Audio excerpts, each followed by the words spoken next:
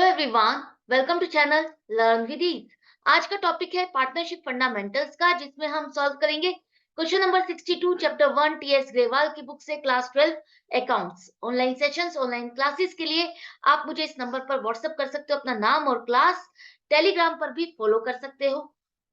अगर आप DK Goyal book को फॉलो कर रहे हो, उसके क्वेश्चंस के सॉल्यूशंस ढूंढ रहे हो, तो आप इसी चैनल की प्लेलिस्ट को चेक करो, जहां पर हर चैप्टर के हर क्वेश्चन को अपलोड कर चुकी हूँ, इजी एक्सप्लेनेशन, कॉन्सेप्ट क्लैरिटी और टिप्स और ट्रिक्स के साथ। तो चेक आउट दिस चैनल, जहां पर आपको बहुत कुछ मिलेगा। साथ में ही कम्युनिटी सेक्शन में आप देखोगे एमसीक्यूज, जिसे क्विज फॉर्मेट में मैंने अपलोड किया है। आप उसे अटेम्प्ट करके अपने एमसीक्यूज भी स्ट्रॉन्ग कर सकते हो। तो आज के क्वेश्चन में राम, मोहन और सोहन तीन पार्टनर हैं।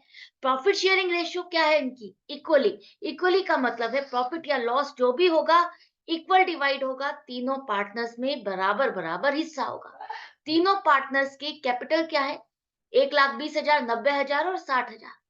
राम की कैपिटल है 1,20,000, मोहन की 90,000 और सोहन की 60,000 है।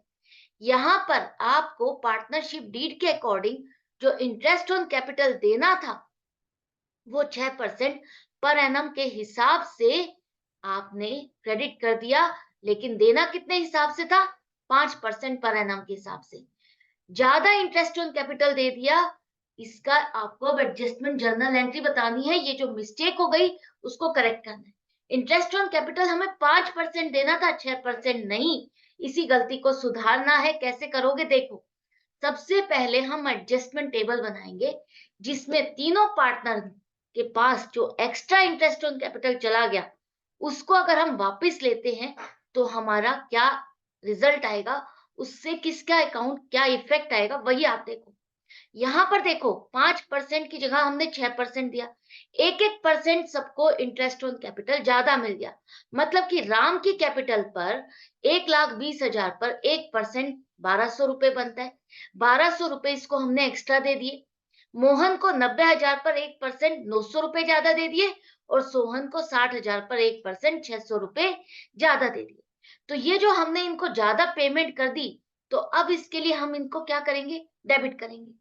डेबिट करना पड़ेगा ना, क्योंकि आपको इसको रेक्टिफाई करना है। रेक्टिफाई करने के लिए जो ज्यादा दिया है, अगर हम उसे वापस लेते हैं, तो इनका अकाउंट हम डेबिट करेंगे। करेक्ट। अब अगर हम इनके अकाउंट को डेबिट कर रहे हैं, इनसे ये पैसा वापस ले रहे हैं, तो फर्म के लिए क्या होगा? ये इनकम होगी। जो खर्चा हम ज्यादा डाल चुके थे, वो इतना खर्चा नहीं था। 2,700 रुपए से कम डलना था। तो ये 2,700 रुपए की फर्म के लिए इनकम हो गई, और इन तीनों के लिए ये खर्चा हो गया। करेक्ट। अब यही 2,700 रुपए जो इनकम है, किसको मिलेगी?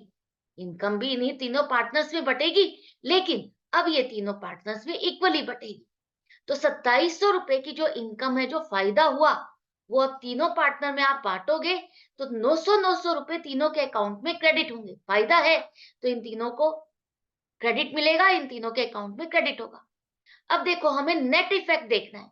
अगर हम ये पैसा वापस लेते हैं, जो फालतू इनके पास चला गया इनके अकाउंट में, वो हमने डेबिट किया, और जो देना है वो क्रेडिट किया। तो नेट इम्पैक्ट देखो हर पार्टनर का। राम का डेबिट 1,200 है, क्रेडिट 900 है। तो 300 रुपए से इसका डेबिट ज्यादा बनता है।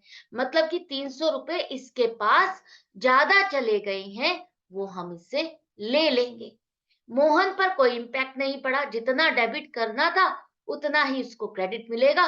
उसके अकाउंट पर कोई इम्पैक्ट नहीं है, उसको हम डिस्टर्ब नहीं करेंगे। जो सोहन है, उसके अकाउंट में डेबिट 600 होने हैं, और क्रेडिट उसको 900 का मिलना है। मतलब कि उसका 300 रुपए का क्रेडिट बनता है, उसको 300 रुपए देने हैं। तो यहां पर देखो, राम से हम 300 रुपए ले लेंगे, और सोहन को 300 रुपए दे देंगे। तो जो आपकी गलती थी, वो सिर्फ एक छोटी सी एंट्री से आपकी करेक्ट हो जाएगी। इन्हीं पार्टनर्स में ही तो आपको इंटरेस्ट ऑन कैपिटल देना था, और जो फायदा है वो भी इन्हीं पार्टनर्स को देना था। तो एडजस्टमेंट पार्टनर्स के बीच में ही होनी है, किसी और अकाउंट को आपको डिस्टर्ब नहीं करना। और इस एडजस्टमेंट के लिए जो जर्नल एंट्री बनेगी, वो आप नेक्स्ट फाइनेंशियल ईयर में डालोगे। वो आप डालोगे 1 अप्रैल 2024 को। तो राम्स कैपिटल अकाउंट डेबिट ₹300 से सोहन्स कैपिटल अकाउंट है, क्रेडिट करो ₹300 से। तो जो ये गलती हुई थी, वो आपकी रेक्टिफाई हो गई बिना डिस्टरबेंस के, बिना किसी अकाउंट को डिस्टर्ब किए। बस आपस में पार्टनर्स की एडजस्टमेंट होगी, जिसके पास ज़्यादा चला गया था, उससे हमने ले लिया, जिसका कम था, उसको हमने दे दिया। तो आई होप आपको समझ में आ गया किस तरह से अटेम्प्ट करना है, किस तरह से प्रेजेंट करना है इस क्वेश्चन को। बहुत ज़्यादा घबराने, नर्वस होने की बात नहीं है कि किस तरह से इसको कैलकुलेट करें। सिंपल सा सोचो, अगर कोई गलती हो जाती है, तो आप उसको रेक्टिफाई क्या करोगे? उसका सॉल्यूशन क्या है उसको करेक्ट करने का? बस वही करना है आपको और कुछ भी नहीं। और मेरे साथ प्रैक्टिस करती रहने हैं, ताकि आपके हर क्वेश्चन में जो भी नया पॉइंट आएगा वो आपको अभी से पता होगा, आप अभी से उससे यूज्ड टू होगे, अवेयर होगे, तो आप जब एग्जाम में उस पॉइंट को देखोगे तो घबराओगे नहीं, नर्वस नहीं होगे, बल्कि फटाफट सॉल्व करोगे कि हाँ, ये तो मैंने सॉल्व किया हुआ है, ये तो क्वेश्चन मैंने समझा हुआ है। तो यही फायदा होता है हर क्वेश्चन को प्रैक्टिस करने का, उन क्वेश्चन को रीड करने का, उन क्वेश्चंस की लैंग्वेज को समझने का।